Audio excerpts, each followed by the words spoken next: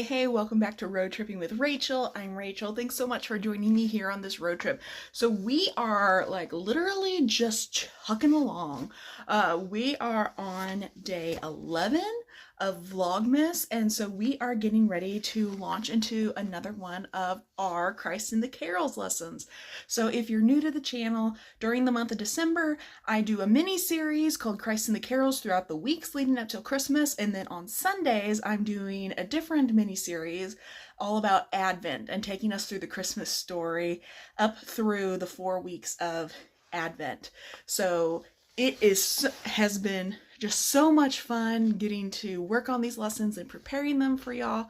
I am super excited that you are joining me today. So far, we have gone through a few different carols. So we've done O Come, O Come Emmanuel. We have gone through What Child Is This? We've done the First Noel. We have gone through O Holy Night. And now we are going to be doing Angels We Have Heard on High, which is super appropriate because it's a song that we've been singing at my church on Sundays. I'm super excited to get to be able to share this with you. So launching in to the lesson today, Angels We Have Heard on High. The verse that I am really referencing for this is going to be Luke 2, 8 through 12. If you're following through Advent, you know that this passage is going to come up again later. But I wanted to approach it from like the carol perspective right now and not approaching it quite from the exegetical perspective, which is what I do during the Advent series. So looking at this, it is where the angels have come and they have just announced that the birth of Jesus has happened, and they are announcing it to the shepherds who were in the fields that surround Bethlehem. And this is so important because it means that God sent Jesus to the most humble of families for the most humble of people. So when we're talking about shepherds, you're going to get a little bit of a history lesson here, is that at the time of Jesus, shepherding was not exactly considered the most luxurious of vocations.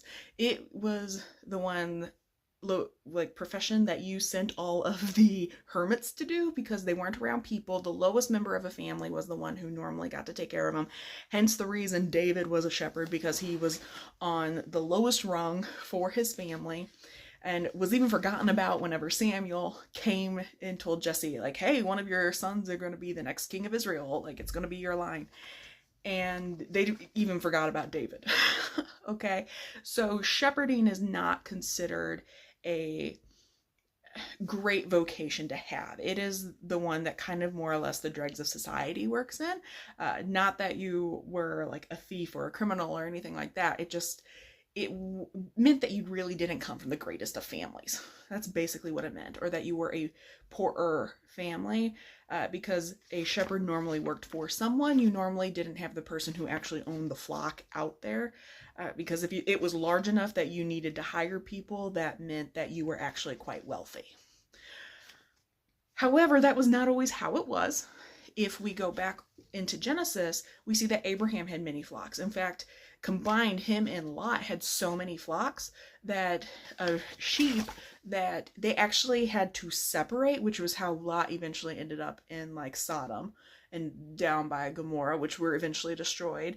And his was extremely blessed, and like it just grew and grew and grew. So Abraham was considered very wealthy, even though he was a nomad and didn't own any land except for the plot where his wife was eventually buried, Sarah, and where Abraham himself was eventually buried.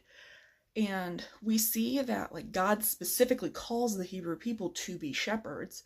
So like Isaac was a shepherd, Jacob was a shepherd, and Jacob, like if you go back and read through how he worked to get Rachel, his second wife, and how he worked to get Leah, who was his first wife that he didn't know he was working for. Like he was a shepherd, so it was a very hard profession, but it was also the act of animal husbandry, which meant that it was a very skilled profession, and that God had really called the Israelite people to be shepherds and to have that lifestyle, because it was very dependent on a lot of things that you really couldn't control, which meant that you were therefore always dependent on God.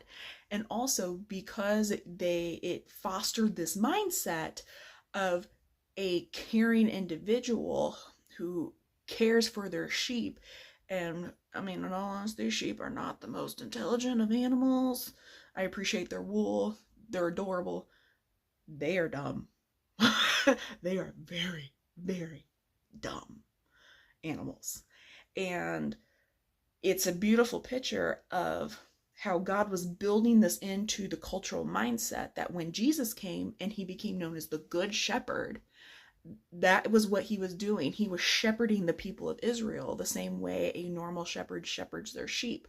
You're caring for them. You're making sure that they're going where they need to go, that they're eating, that they're getting enough water. You're making sure that you're getting like all the vermin off of them, and that you're cleaning them, and that every so often you have to shear them to make sure that you keep their coats healthy.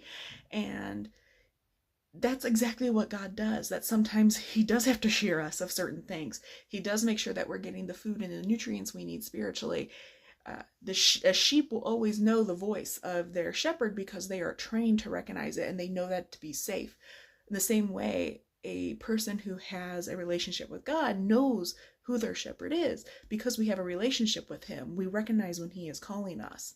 And there's so many beautiful pictures of a shepherd that is used throughout the New Testament. And it was built in culturally to the Hebrew people's identity. And that changed. Somewhere along the line, it just really changed. Personally, I think it probably changed really with like Alexander the Great and then the Roman Empire. Now, this is just me. I haven't done the research like historically to know if I'm correct or not.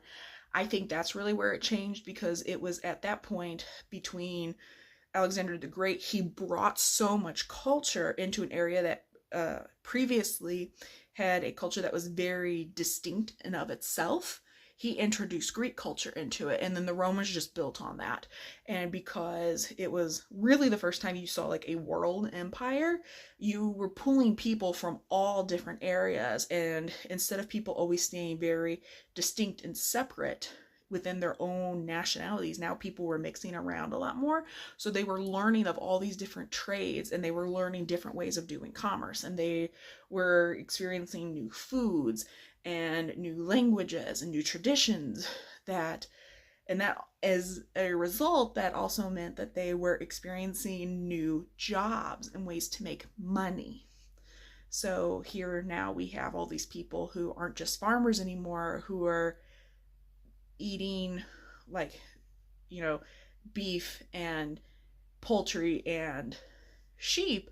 Now we also see where like there's a lot of fish that are being consumed. You don't really hear a ton about that like throughout the Old Testament. Really, it's the New Testament whenever you really start to see like fishermen really popping up as being like a popular profession.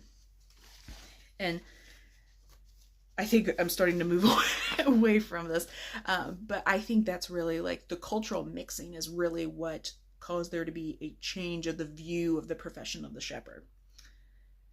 But then the angels come and they're proclaiming the fulfillment of this prophecy. So these shepherds, even though they were lower on the rungs of society, they still were good Jewish dudes. So they still would have been raised in synagogue when they were younger. To some degree, they wouldn't really have been able to have gone out and shepherd until they had at least hit like 13 and were considered a man, like culturally. Where they would be able to like really earn money. So they still would have been brought up within the overarching Hebrew culture. They would have been taught the Old Testament. They would have had like their bar mitzvah, if that was a thing at this time. I don't know if it was or not.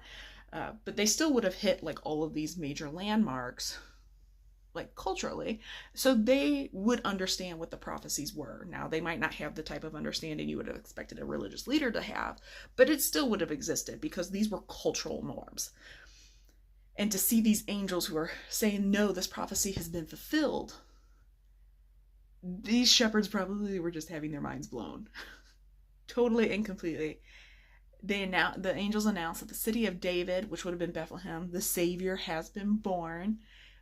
So it's the city of David. I talked about this in the last carol, but the city of David, like, it really wasn't that impressive. Bethlehem was not impressive. And to go to these shepherds who are around Bethlehem, who they're shepherding in the town that is known as the House of Bread. They're shepherding there, and then they hear that the Savior is born in this rinky-dink little, very humble town. And the shepherds are being told, like the super humble profession is being told that the Savior has been born. And that it's of humble origins, because they tell them you'll find the babe wrapped in swaddling clothes and lying in a manger. And it means that God deliberately made it so that he was going to be approachable by all people. If Jesus was approachable by shepherds, he's approachable by anybody. The God of creation, the God who spoke the world into being, is born in the smallest, unassuming town and is placed in a manger, which means he was born in a stable. He wasn't born in this big fancy house, totally separate from like what the people of that time were going through. And then when his arrival is announced, it's announced to the lowest people in society, the shepherds. And Jesus is the good shepherd. It's such a beautiful picture of how the angels we have heard on high. Glory to the newborn King. That's what I got for this week, or today. I hope to see you again next time, where we are going to go after Hark the Herald Angels Sing. I am so excited that you are joining me. But if watching the videos maybe isn't really your thing, you are always welcome to check out my website, www.roadtrippingwithrachel.com. And that's Rachel, Rachel. You can go through and you can read my posts on all of this. It does follow along pretty closely with what I'm actually talking about. You're just seeing it all out in written form. So I hope to see you all next time. Bye.